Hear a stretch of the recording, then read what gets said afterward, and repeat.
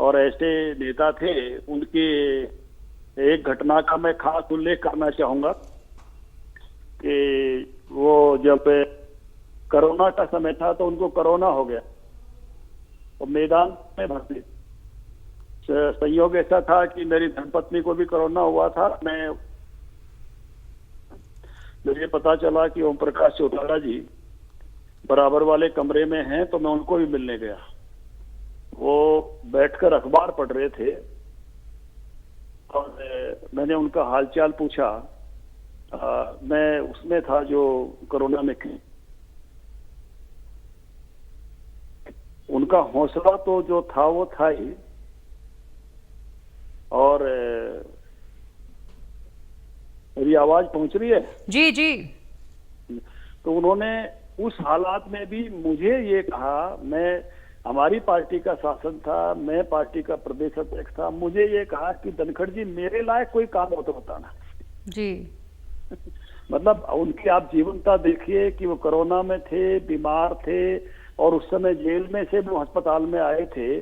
तो वो बहुत ही ऐसी जीवंतता के धनी व्यक्तित्व थे और बहुत ही उन्होंने के साथ अपना जीवन बताया।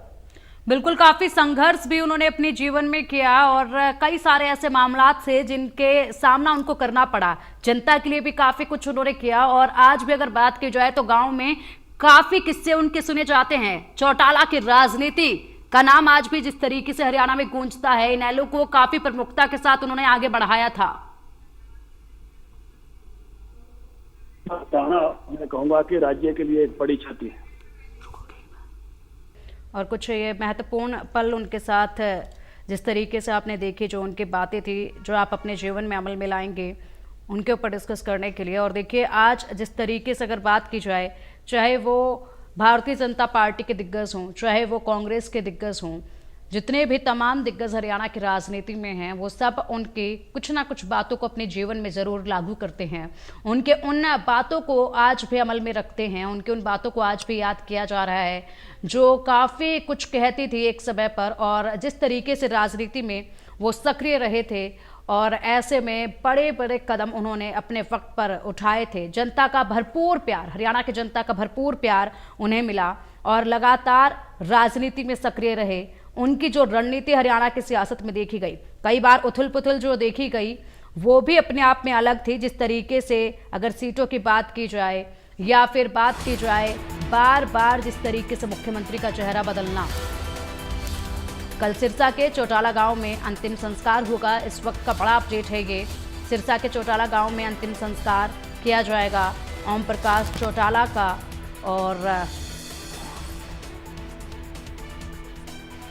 अंतिम दर्शन के लिए पहले उनके पार्थिव शरीर को रखा जाएगा और उसके बाद कल दोपहर 3 बजे अंतिम संस्कार उनका किया जाएगा। सुबह 8 से 2 बजे तक के लिए अंतिम दर्शन के लिए उनके पार्थिव शरीर को रखा जाएगा। तमाम दिग्गज पहुंचेंगे उनके अंतिम दर्शन के लिए और उसके बाद 3 बजे के बाद अंतिम संस्कार कर दिया जाएगा। चौटाला गांव में अंतिम संस्कार किया जाएगा ओम प्रकाश चौटाला का। गुरुग्राम के मैदानता में उन्होंने अंतिम सांस ली। कल दोपहर 3 बजे अंतिम संस्कार किया जाएगा। ये इस वक्त की बड़ा अपडेट है।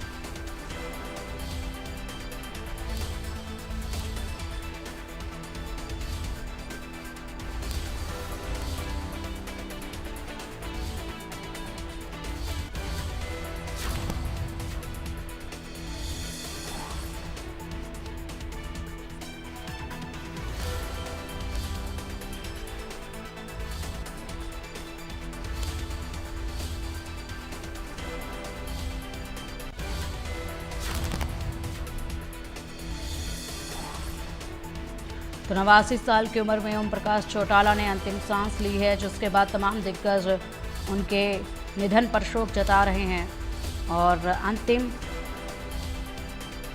विदाई के लिए तमाम दिग्गज पहुंचेंगे भी। हरियाणा के मुख्यमंत्री नायब सिंह सैनी ने भी उनके निधन पर शोक जताया है और प्रतिक्रियाएं तमाम दिग्गजों के सामने आ रही हैं। हरियाणा और देश की सियासत में चौधरी देवीलाल ताऊ मशहूर रहे, विदेश के डिप्टी पीएम भी रहे और उन्हीं के बेटे रहे ओम प्रकाश चौटाला और 5 संतानों में से चौथे नंबर के बेटे थे ओम प्रकाश चौटाला।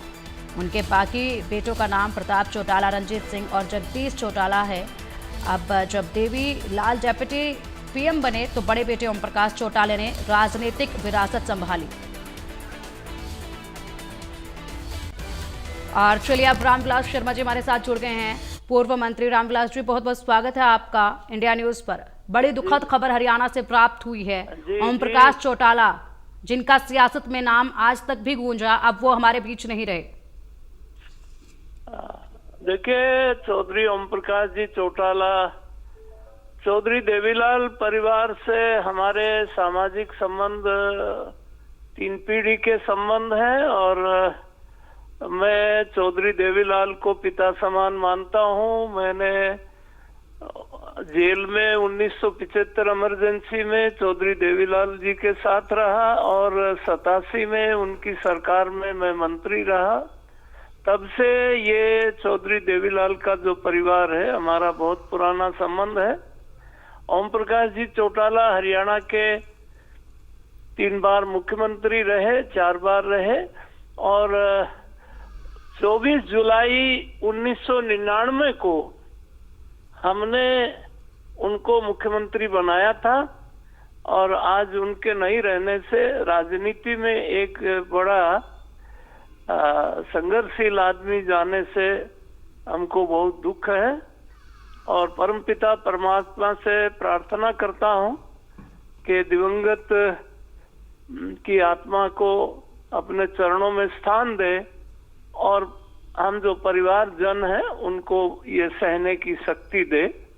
जी सर, आप काफी नजदीक रहे हैं ओम प्रकाश चौटाला के। ऐसे में कई सारी ऐसी बातें होंगी जो आज पे आपको याद होंगी, कई सारे ऐसे वाक्य होंगे जो आज आप शायद डिस्कस करना चाहें, कुछ ऐसी बातें जो याद आ रही हो इस वक्त। एक तो चौधरी ओम प्रकाश चौटाला संघर्षशील बहुत थे और आखिरी समय तक भी वो सक्रिय रहे और चौधरी देवीलाल जी जैसे संघर्षशील आदमी उनकी विरासत उन्होंने संभाली और आज वो आखिर तक संघर्ष को वो जानबूझ करके भी बुला लेते थे। संघर्ष उनका स्वभाव था और वो अंतिम समय तक सक्रिय रहे। 500-400 किलोमीटर का सफर उनकी रोज की दिनचर्या का हिस्सा रहा।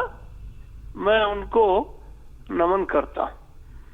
बहुत बहुत शुक्रिया सर इंडिया न्यूज के साथ जुड़ने के लिए। जी। और ये कुछ अहम पल उनके साथ जो आपने बिताए और जो जीवन के जो